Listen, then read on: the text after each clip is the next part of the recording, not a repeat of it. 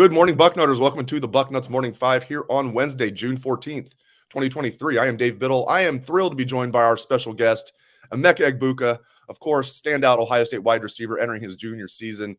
Emeka, thank you so much for your time this morning. Yeah, I'm excited to be here, excited to talk. So let's just start with the basic question, like what's the offseason been like for you? What are you doing right now personally, and how do you feel like the offseason is going for you? Yeah, the offseason's been going well.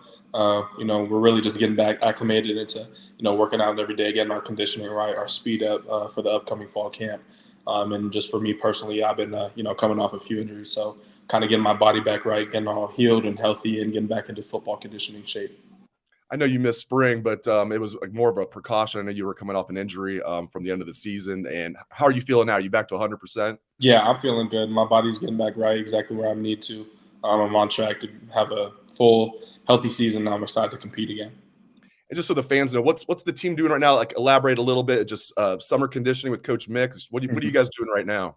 Yeah, so summer conditioning mainly consists of, lifting a lot of weights. Obviously, we really had a big emphasis on competition this off season, just becoming a more competitive, more tough team. So we've been doing a lot of competition stuff, a lot of mano a mano, man on man things, getting our minds right and getting right in that aspect. And we've been doing a lot of conditioning, running, lifting weights, and then sometimes we have two-a-days and we have plays that we run, offensive team organized activity. So we do things like that too.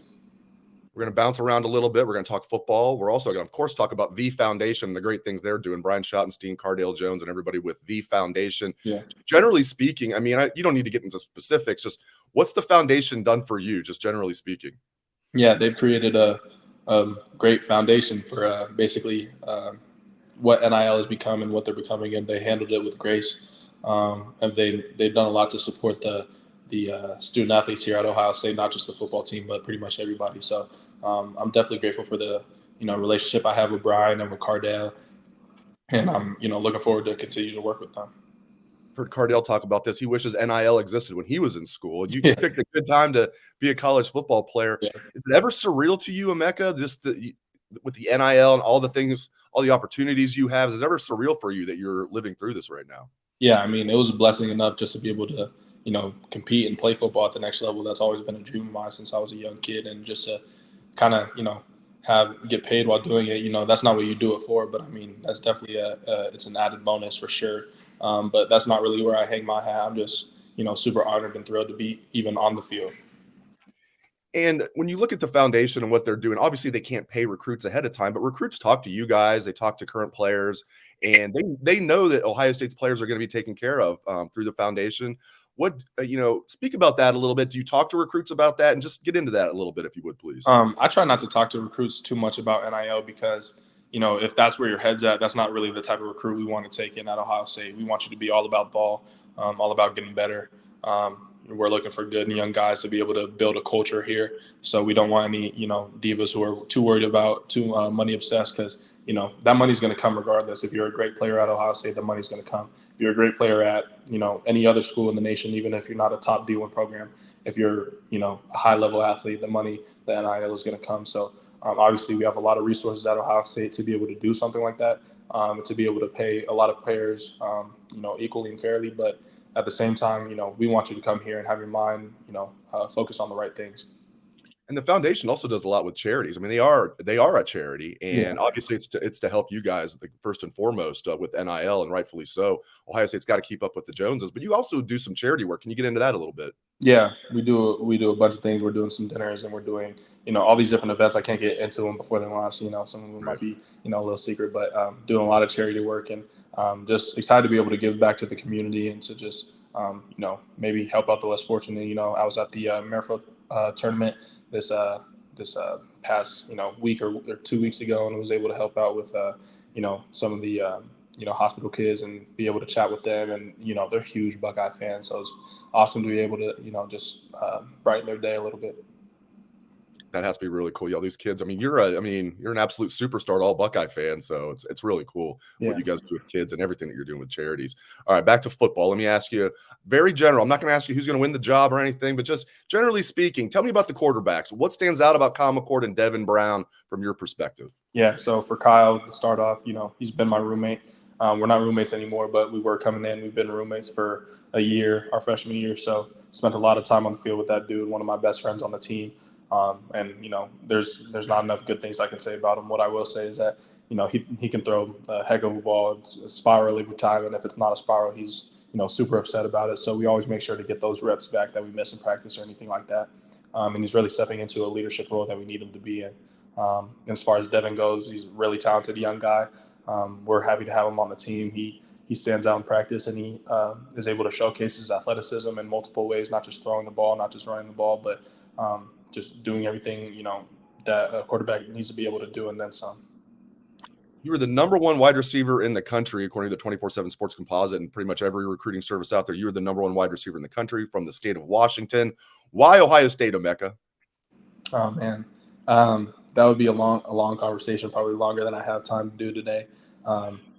My dad he's a very strategic guy, and he wanted to see the logistics of everything. So we went through a pretty long process of just listening to pros and cons and all that of different types of schools. And when it came down to it, Ohio State checked off the most boxes that I was looking for.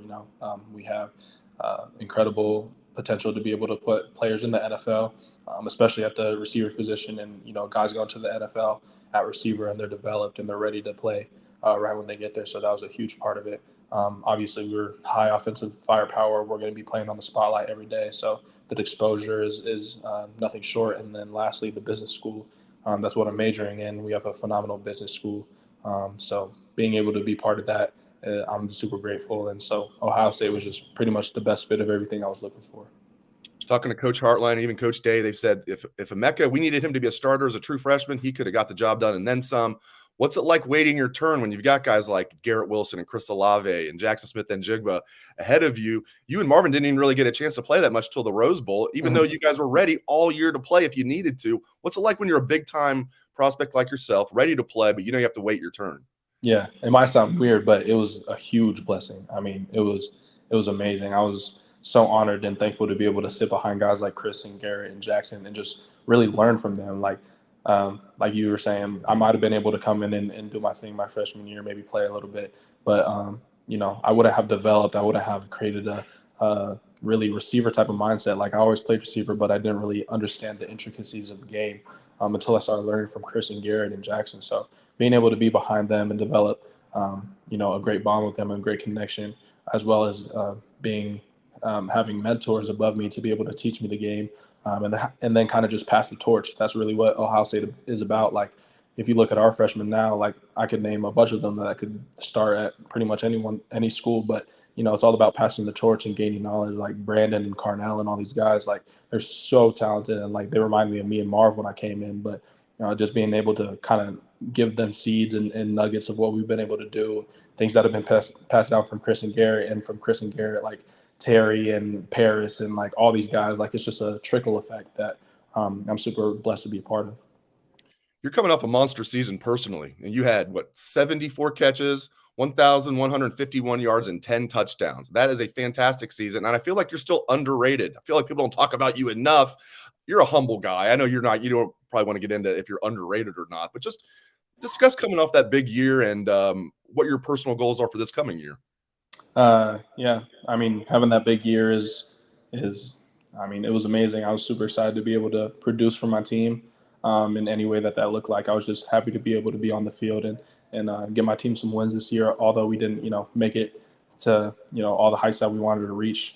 It left us a great place coming into this year, just more hungry and more focused than ever. So coming off that big year is, I was really excited to do that. And then going into next year, I really don't have many goals for myself. My main goal is to just win a championship with my team, and we're going to do it by, glorifying God, especially that's what I'm going to do. I let my play speak for my faith and just all the great things that the Lord has done through me and all the great things that he's picked me out of and just allow me and give me this opportunity to play football in the first place.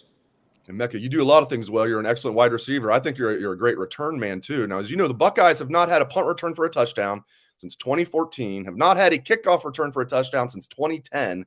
Do you feel like you're going to be the punt returner and the kickoff returner, and is that streak going to end this year? Yeah, well, I mean, I did it once last year, got called back, so Yes, that's right. that was kind of unfortunate. I thought I had something there, but we're going to keep chipping away at it, whether it's me or another guy. I can sense that something like that is coming very soon. So stay tuned, Buckeye Nation.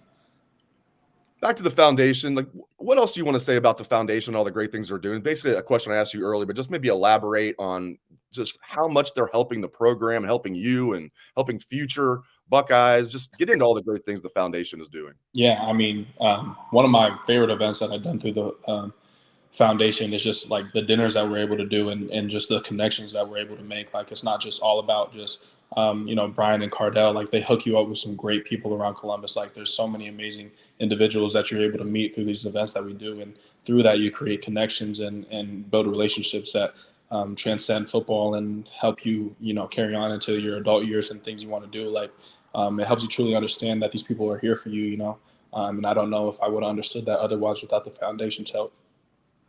For those that are just listening to the podcast only version, if you want to donate to the foundation, go to thefoundationohio.com, thefoundationohio.com. If you're watching on YouTube, you can see it right there across the ticker, thefoundationohio.com.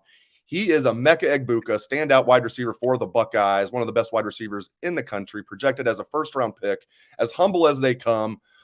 Thank you so much for your time, sir. I really appreciate it. Yeah, I'm excited to be here. Thank you. Thank you so much. He is Emeka Egbuka. Thanks to all the listeners out there for tuning in. We appreciate it very much. I hope everyone has a great rest of your day.